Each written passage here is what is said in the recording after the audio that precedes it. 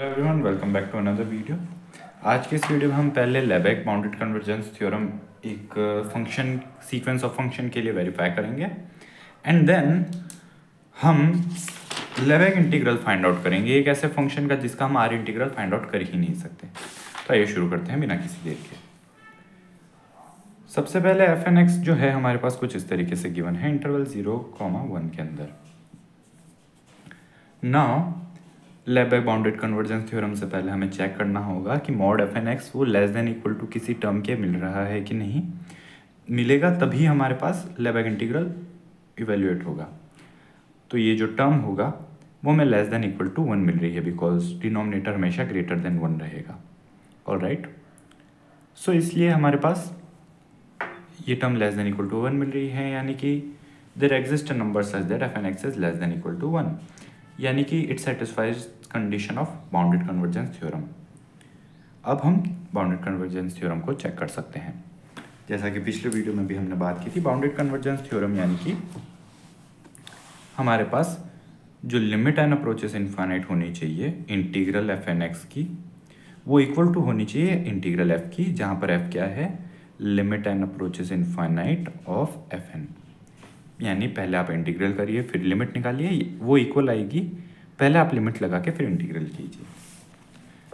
तो हमने सबसे पहले इंटीग्रल किया। नाउ इंटीग्रल जब हम करेंगे तो हमें कुछ इस तरीके से टर्म मिल रही है। अब इसे ये हमें कैसे मिल रही है तो इसे समझते हैं। हमें इंटीग्रल करना है dx upon 1 plus x upon N to the power n का। Now 1 plus x upon N जो है इसे हम t लेट कर सकते हैं। तो t is equals to 1 plus x upon N, and जैसे ही हम dt करेंगे d1 क्या होगा, 0 होगा, डिफ्रेंशिएशन 1 का, एंड x का dx मिलेगा। तो dx अपॉन n मिलेगा, यानी n dt हम dx को लेट कर सकते हैं। तो इंटीग्रल हमारे पास सब्सटीट्यूशन से बनेगा 1 upon N integral dt upon t to the power n, जो कि क्या है 1 upon N integral t to the power minus n dt।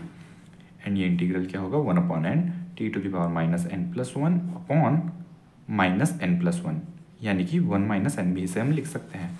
तो वही हमारे पास इस तरीके से यहाँ पर टर्म मिली। ये देखिए 1 अपॉन एन हमने जो कॉमन लिया था, एन डी टी जो हमने कॉमन लिया था, हमारे पास एन डी टी आया था एक्स, सो एन न्यूमरेटर में आना चाहिए।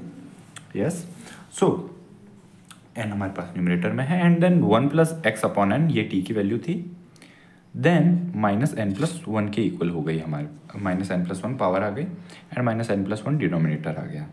इस तरीके से इंटीग्रल हमारे पास आ चुका है। अब हमें लिमिट लगानी है 0 to 1। सो जब हम 1 पुट करेंगे x की वैल्यू, देन हमें क्या मिलेगा, एंड 0 पुट करेंगे तब हमें क्या मिलेगा। तो आइए देखते हैं। जब हमने x की वैल्यू यहाँ पर 1 पुट की तो हमें क्या मिली, 1 plus 1 upon n to the power minus n plus 1 upon minus n plus 1, and 0 put करेंगे तो x अपॉन n यानी 0 अपॉन n 0 हो जाएगा, and 1 to the power n minus n plus 1 1 ही बचेगा। तो यहाँ पर हमने डिनोमिनेटर को सबसे पहले कॉमन आउट ले लिया, माइनस n प्लस 1 है, एंड हमने नेगेटिव भी एक कॉमन ले लिया तो n माइनस 1 कॉमन लिया। कहने का मतलब हमारे पास जो इंटीग्रल था वो कुछ इस तरीके से था, n तो हमारे पास था ही, देन माइनस एन प्लस 1 था तो हमने एक नेगेटिव साइन के साथ इसे कॉमन आउट ले लिया तो n माइनस 1 बचा। देन हमारे पास एक माइनस साइन हमने कॉमन लिया था तो माइनस 1 बचेगा, 1 plus x upon N to the power minus N plus 1, 0 to 1 हमारे पास इंटीग्रल बचा। अब जैसे ही हम यहाँ पर 1 पुट करेंगे तो 1 पे हमारे पास नेगेटिव वैल्यू मिलेगी, 1 plus N to the power 1 plus 1 upon N to the power minus N plus 1, so minus of 1 plus 1 upon N to the power minus N plus 1, and यहाँ पर जैसे ही 0 पुट करेंगे बिकॉज पहले minus इस term पे आया, 1 पे जो लिमिट आई, देन माइनस ऑफ, जैसे टर्म की लिमिट इसे अगर आप t से रिप्रेजेंट करें तो t के ऊपर 1 की लिमिट माइनस t के ऊपर 0 की, एंड बाहर एक नेगेटिव ऑलरेडी था तो माइनस माइनस प्लस हुआ तो t0 माइनस t1 हमारे पास मिलेगा, एंड 0 पे क्या आएगा, 1 ही आएगा तो 1 माइनस 1 प्लस 1 अपॉन n, इस तरीके से टर्म मिलेगी। पावर को हम ब्रेक करके लिख सकते हैं 1 plus 1 upon n upon 1 + 1/n⁴ n। Now limit हम पुट करेंगे n अप्रोचेस टू इन्फाइनाइट। तो limit n approaches to infinite जो होगी इंटीग्रल की वैल्यू हमने यहाँ पर पुट की है। नाउ n को हमने डिवाइड किया है न्यूमरेटर एंड डिनोमिनेटर में, तो 1 - 1/n मिला हमें। n अप्रोचेस टू इन्फाइनाइट, ये टर्म हमारे पास 0 हो जाएगी एंड यहाँ पर ये टर्म भी 0 हो जाएगी, तो 1 + 0 1 ही बचेगा। बट ये जो डिनोमिनेटर में है ये हमारे पास e बनेगी लिमिट, ये हम जानते हैं। तो 1 - 1/e 1 एंड -1/e, ये हमारे पास लिमिट आई e - 1/e। नेक्स्ट अब हम पहले लिमिट फाइंड करेंगे फिर इंटीग्रल करेंगे। तो limit n approaches to infinite 1/1 + x/n। अब यहाँ पर ये जो लिमिट होगी ये e⁻x के लिए लिमिट होती है। जब x की जगह 1 होता है तो e हमें मिलता है एंड e⁻1e ही मिलेगा। तो इस तरीके से हमारे पास ये e⁻x I limit and e⁻x को हम लिख सकते हैं e⁻−x एंड ये जो इंटीग्रल होगा वो इवैल्यूएट होगा हमारे पास -e⁻−x, बिकॉज e का तो इंटीग्रल जो होगा एक्सपोनेंशियल का वो एज इट इज रहेगा एंड डिनोमिनेटर में जो है इसकी पावर में जो है उसका इंटीग्रल -1 हमें मिला।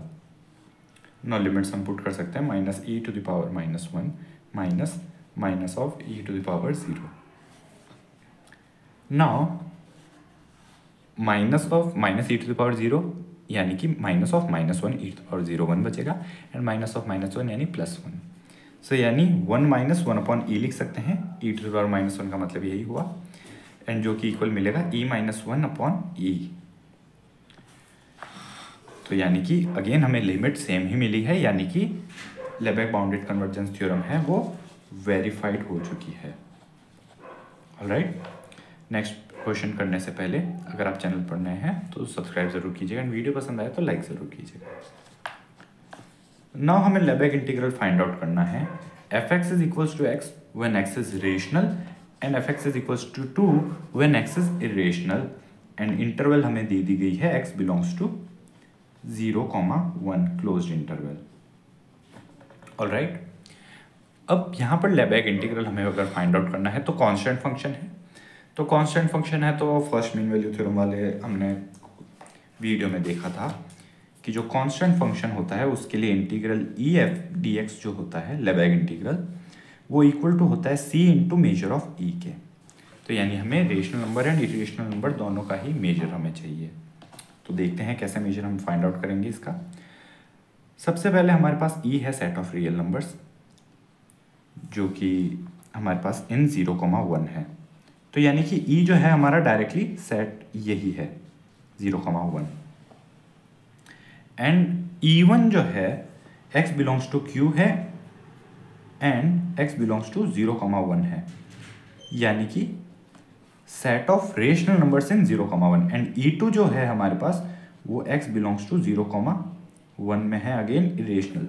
यानी कि जो रेशनल नंबर्स थे, रियल नंबर्स हैं तो कुछ रेशनल होंगे कुछ इरेशनल, तो हमने रेशनल्स को e1 सेट में माना एंड इरेशनल को e2 सेट में माना। तो हम लिख सकते हैं e = e1 union e2 and e1 intersection e2 = 5। कोई भी ऐसा नंबर नहीं होता जो हमारे पास रेशनल एंड इरेशनल दोनों सेम टाइम पे मिले। तो काउंटेबल एडिटिविटी से हम कह सकते हैं इंटीग्रल EF(x) dx जो होगा वो e1 के रेस्पेक्ट में इंटीग्रल एंड e2 के ओवर इंटीग्रल के सम के इक्वल होगा। Now for e1 by definition of f(x), since f(x) is constant, तो e1 अगर कांस्टेंट है तो f(x) = 1 है हमारे पास। तो इंटीग्रल f(x) dx क्या होगा 1 इंटू मेजर ऑफ e1। अगर क्वेश्चन फॉर एग्जांपल 10 मार्क्स में आता है तो आप उसे पूरा शो कर सकते हैं। कांस्टेंट है तो फर्स्ट मीन वैल्यू थ्योरम की हेल्प से आप ये integral constant into measure of e के इक्वल शो कर सकते हैं। नहीं तो अगर शॉर्ट में है तो आप डायरेक्ट लिख सकते हैं। तो 1 into measure of e1, measure of e1 0 होगा। अब मेजर ऑफ e1 0 क्यों होगा? Because set of rational numbers का मेजर जो होता है वो 0 होता है। क्यों? बिकॉज q जो है सेट ऑफ रेशनल नंबर्स वो हम जानते हैं काउंटेबल है एंड जो भी काउंटेबल होते हैं तो measure of countable set is 0 हम जानते हैं, इसलिए मेजर ऑफ e1 जो होगा वो 0 होगा। सो मेजर ऑफ e1 0 हो गया, सो ये इंटीग्रल भी हमारे पास 0 हो गया। Now f(x) = 2 in e2, E2 के अंदर भी कांस्टेंट है, तो integral F X D X is equals to 2 into measure of E2 equals to 2 into 1 equals to 2। अब यहाँ पर मेजर ऑफ E2 1 कैसा आया हमारे पास, हम जानते हैं मेजरेबल सेट की प्रॉपर्टी से मेजर ऑफ E जो होगा वो इक्वल टू होगा measure of E1 plus major of E2 के। मेजर ऑफ E1 क्या है, E1 हमारी इंटरवल है 0,1 एंड इंटरवल का मेजर उसकी लेंथ के इक्वल होता है, ये भी हमने वीडियो में प्रूव किया था। तो 1 माइनस 0 यानी कि 1 हमारे पास मेजर ऑफ E बचा, and measure of E1 rational है, मेजर 0 है, एंड मेजर ऑफ E2 हमारे पास बचा। नाउ मेजर ऑफ E2 हमें क्या मिला, 1 मिला। सो मेजर ऑफ E2 हमें 1 मिला, तो 2 इंटू मेजर ऑफ E2 यानी कि 2 इंटू 1 इक्वल्स टू 2। इसीलिए integral F X D X जो है इन सेट E वो हमें 2 मिला।